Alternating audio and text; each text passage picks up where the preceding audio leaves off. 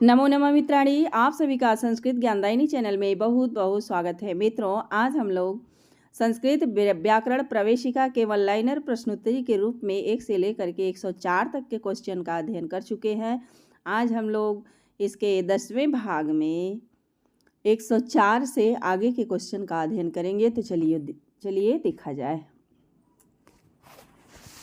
आज का हमारा पहला प्रश्न है कि अकारांत उपसर्ग के बाद ऐसी धातु आवे जिसके आदि में क्या हो, ह्रस्व री हो, और तब होता क्या है, तो अ और री के स्थान पे वृद्धि आर हो जाता है। अ और री मिलकर के क्या हो जाते हैं, वृद्धि आर। तो कह रहे हैं कि ऐसा विधान करने वाला सूत्र कौन सा है, तो उपसर्गादिति धातु, क्योंकि उपसर्गादिति धातु यही कहता है कि यदि अकारांत उपसर्ग के बाद कैसा उपसर्ग रहे, तो अ में अंत होने वाला उपसर्ग हो, अकारांत उपसर्ग हो, और उस उपसर्ग के बाद ऐसी धातु आवे जिस धातु के आदि में री हो, तो अ और री मिल करके गुण न करके क्या कर देते हैं, वृद्धि आर कर देते हैं। किस सूत्र से, तो उपसर्गादिति धातु सूत्र से। अगला क्वेश्चन हमारा है कि उपसर्गादिति धातु नित्य विधान करने वाला सूत्र है अथवा वैकल्पिक। तो ये नित्य एक रूप बनाता है, नित्य विधान करता है। और उपसर्गादिति धातु क्या है, सूत्र है, वार्तिक नहीं है, क्योंकि इसके आगे हम लोग क्या पढ़ के आए हैं, अच्छा दुहिन्याम उपसंख्यानम वार्तिक पढ़े हैं, स्वादि रेडियो वार्तिक पढ़े हैं, और प्रादु ढोढ़ है सैसेसु, ये 3 हम लोग वार्तिक पढ़ के आए हैं। और तीनों वार्तिक वृद्धि ही कर रहे थे, लेकिन यहाँ पर जो उपसर्गादिति धातु है यह सूत्र के माध्यम से वृद्धि कर रहा है। आगे हमारा अगला क्वेश्चन है कि उपधन रिच्छति में आर आदेश हो करके बनता है, तो उप में अ और रिच्छति का री मिल करके आर आदेश हो जाता है, बन जाता है उपार छति। आगे का हमारा क्वेश्चन है कि प्रार्छति का विच्छेद क्या होगा, तो प्रधन रिच्छति, प्र में अ उपसर्ग है और रिच्छति का री मिल करके वृद्धि क्या कर देंगे, उपसर्गादिति धातु सूत्र से वृद्धि आर कर देंगे, बन जाएगा हमारा प्रार्छति। लेकिन यहाँ पूछा है कि यह किस संधि का अपवाद है, तो आप लोग जानते हैं कि यह गुण का अपवाद बन जाएगा, क्योंकि प्र में अ है, अ के बाद री आए तो गुण अर हो जाना चाहिए, लेकिन यहाँ पर क्या हो रहा है, आर हो रहा है, अतः यहाँ पे वृद्धि संधि है। वा सुप्या पिछले विधान करता है, तो यह वृद्धि का ही विधान करता है, लेकिन ये वैकल्पिक आर का विधान करता है। विकल्प। हमारा अगला क्वेश्चन है 111 नंबर का, प्रधन ऋषभीयति। प्रधन ऋषभीयति में वैकल्पिक आर हो करके संधि रूप बनेगा, तो यहाँ प्रार्षभीयति, यह वासुप्या पिछला से बनेगा, और वैकल्पिक विकल्प से आर होगा, क्योंकि वासुप्या पिछला वैकल्पिक आर की वृद्धि करता है। और जो है प्रर्षभीयति जो बनेगा यह गुण विधान हो जाएगा। अगला हमारा क्वेश्चन है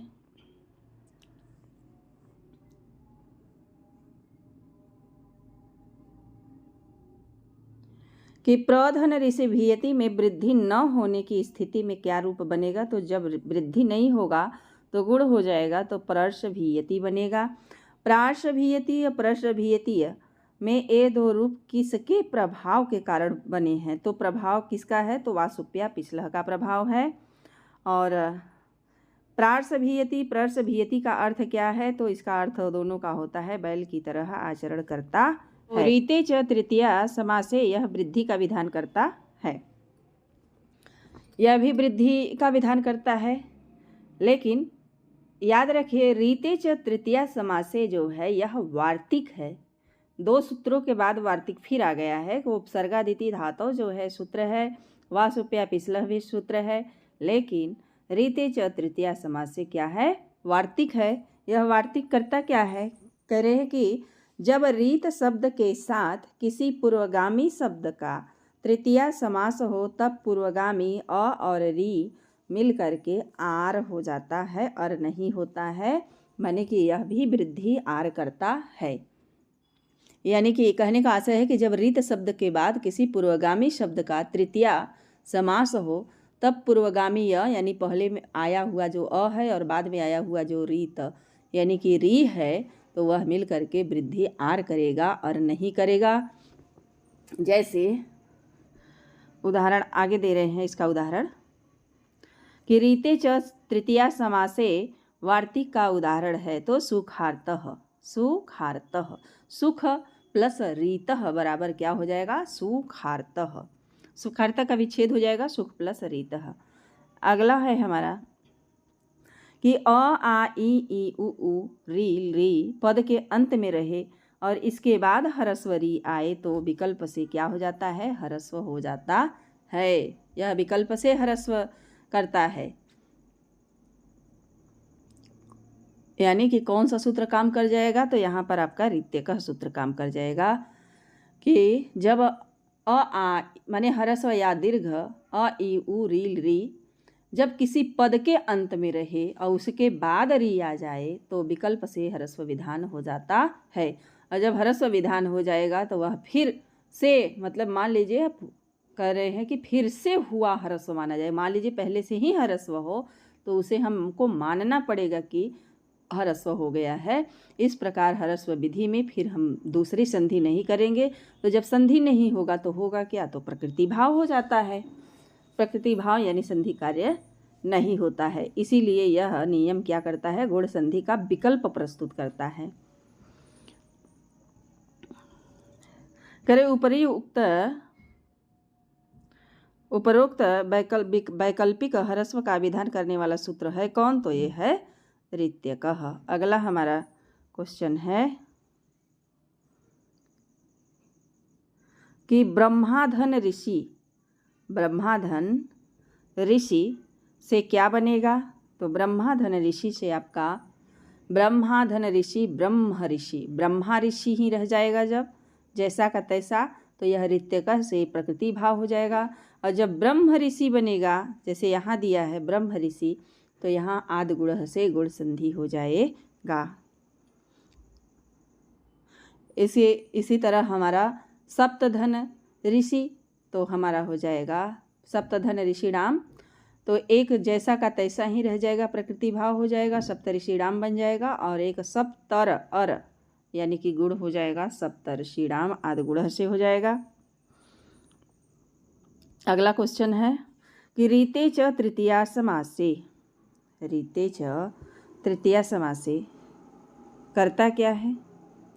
तो कह रहे हैं कि ह्रस्व विधि के बाद नहीं होती है। 121 पर है कि ह्रस्व विधि के बाद नहीं होती है तो दूसरी संधि उसमें नहीं होती है।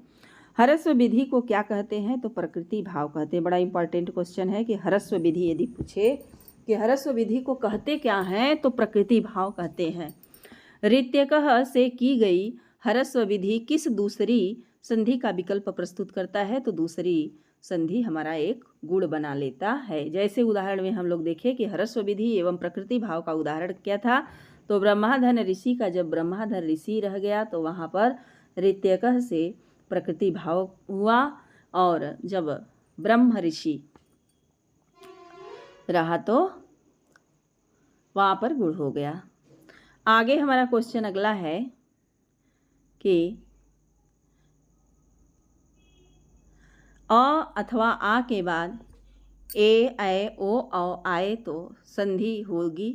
तो कौन सी संधि होगी? तो वृद्धि संधि होती है। यानी कि वृद्धि संधि विधायक सूत्र कौन सा है? तो वृद्धि रेचि। और वृद्धादेश क्या है? यह वृद्धि संज्ञा करने वाला सूत्र है।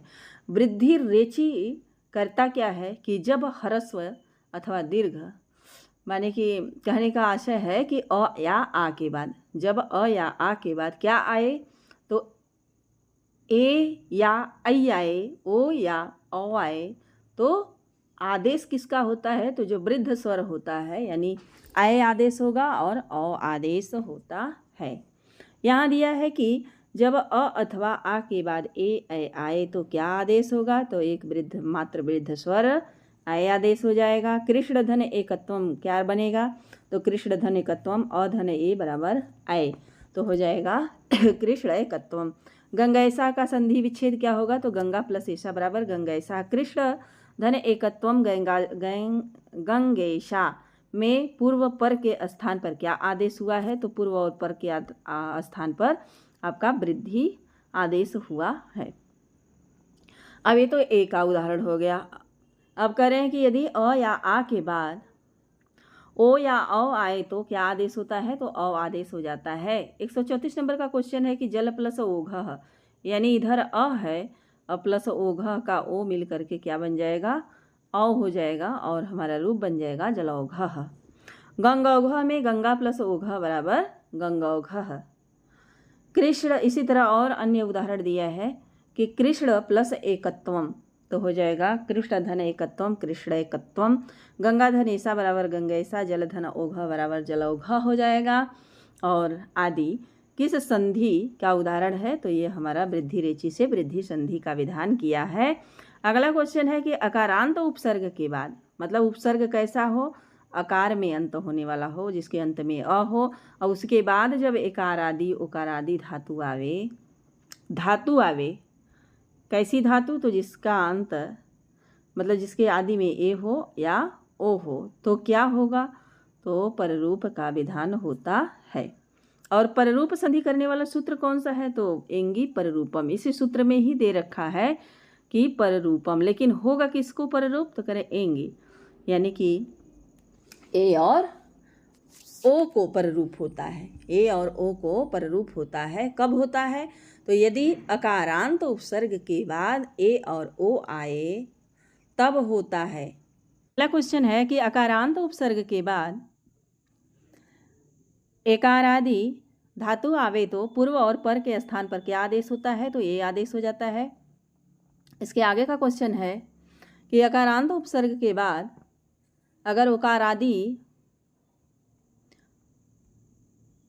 अकारांत उपसर्ग के बाद ओकार आदि धातु आवे तो पूर्व और पर के स्थान पर क्या आदेश होता है, तो ओ आदेश हो जाता है। पररूप संधि का उदाहरण है तो प्रेजते, प्रधन एजते बराबर प्रेजते और उपधन ओसति बराबर उपोसति। यह किसका उदाहरण है, तो पररूप का उदाहरण है। अगला क्वेश्चन है कि प्रधन एजते का संधि विच्छेद, तो प्रधन एजते बराबर प्रेजते और उपधन ओसति बराबर उपोसति, यह हमारा हो गया है। इसके आगे का क्वेश्चन है कि यदि अकारांत उपसर्ग के बाद नाम धातु आवे तो विकल्प से संधि होती है, तो कौन सी संधि होती है, तो पररूप संधि होती है। कौन सी संधि होती है, पररूप। अगला है कि पररूप संधि किस संधि का अपवाद है, तो यह वृद्धि रेचि का अपवाद है। अगला क्वेश्चन है कि पररूप संधि के प्रसंग में धातु की जगह अगर नाम धातु होने पर पररूप का कार्य किस तरह का होता है, तो वैकल्पिक होता है। पररूप संधि के निमित्त नाम धातु होने पर क्या बनेगा, तो नाम धातु, पररूप के निमित्त नाम धातु होने पर तो उपधन एडकीयति उपैडकीयति अप्रधन ओधीयति, तो हो जाएगा प्रौधीयति। उपधन एडकीयति क्या बनेगा, तो उपेड कीयति और उपैड कीयति, यह किसका कौन सा बनाएगा, तो पररूप बनाएगा। लेकिन इसके ऊपर जो हमारा उपैड कीयति और प्रौधीयति, तो यह वृद्धि हुआ। प्रधन औषधीयति, प्रधन ओधीयति है, ओष नहीं बल्कि ओधीयति, तो हो जाएगा प्रोधीयति और प्रौधीयति, दो रूप बनेगा। प्रोधीयति आपका पररूप हो जाएगा और प्रौधीयति बनेगा वृद्धि। इसी तरह उपैड कीयति एवं प्रौधीयति में कौन सी संधि हुई है, तो वृद्धि रेचि से वृद्धि संधि हुई है।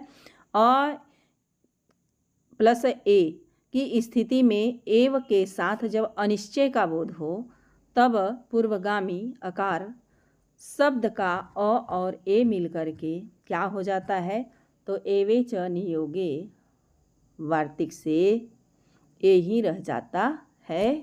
एवे च नियोगे वार्तिक से। और एवे च नियोगे वार्तिक क्या विधान करता है, तो यह पररूप का विधान करता है। तो मित्रों आज यहीं तक।